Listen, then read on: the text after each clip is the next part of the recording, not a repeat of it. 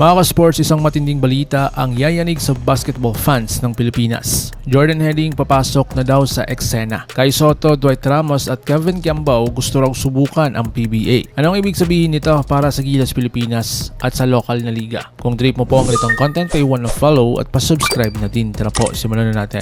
Mga ka-sports, kung hilig ninyong bumili ng mga Gilas jersey, Gilas accessories at mga gamit na pang basketball, habang nanunood po kayo sa aking mga videos, kindly check this basket on this lower part ng ating video at magpa-pop up yung ating mga items sa gilid. Mga legit po yung mga items dyan, and see to it po na makabili po kayo ahead of time kasi meron po yung mga discounts and mga promos depende po sa seller. And also, kunting suporta din as a content creator po. Salamat!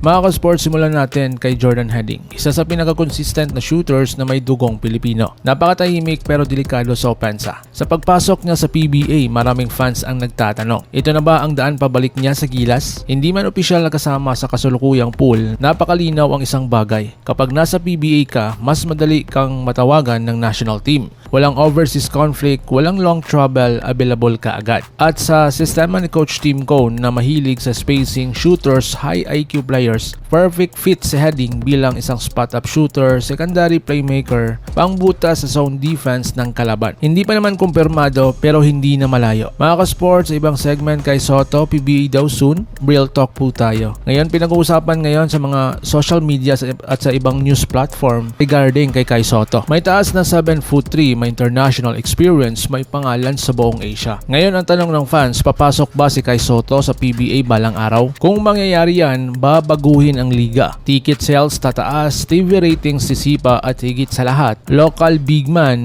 na mapipilitang mag-level up. Sa Gilas perspective, malaking bagay ang PBA exposure. Mas physical na laro, mas sanay sa system play, mas handa sa FIBA battles. Habang nagre-recover at nag-iingat sa karir niya, malinaw na bukas ang pinto. Hindi man ngayon pero posibleng mangyayari. Mga sports, at si Dwight Ramos, PBA ready na din daw. Sunod natin ang player na ito. Isa sa pinaka-underrated pero pinaka-importanting piraso ng ating national team. Kayang-kaya niyang bantayan ang 1 hanggang 3, may depensa, may opensa, may puso. Kung pumasok si Dwight sa PBA, instant impact player po siya. Starter agad sa halos lahat ng teams. Sa Gilas, napakalaking tulong niya dahil mas sanay sa physicality, mas exposed sa clutch situation, mas handa kontra Australia, New Zealand at Japan. Hindi po siya super flashy pero siya yung tipo ng player na panalo ang coach. Mga ka-sports, si Kevin Kiambao din, future star sa PBA at Gilas, no? At syempre sa player na ito na may taas na 6'4" pero kaya niyang maglaro bilang isang guard,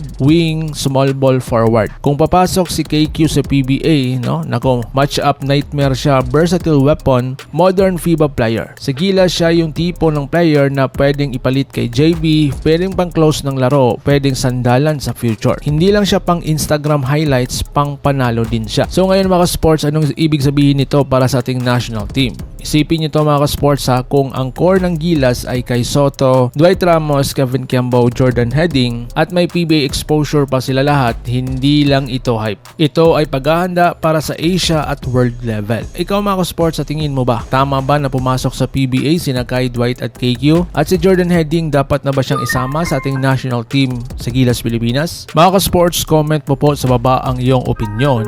At huwag kalimutang mag-like, mag-subscribe at i-share para sa mas maraming solid na Gilas content. Ito ang basketball ng Pilipinas, laban Pilipinas puso, so paano? Ingat po kayo.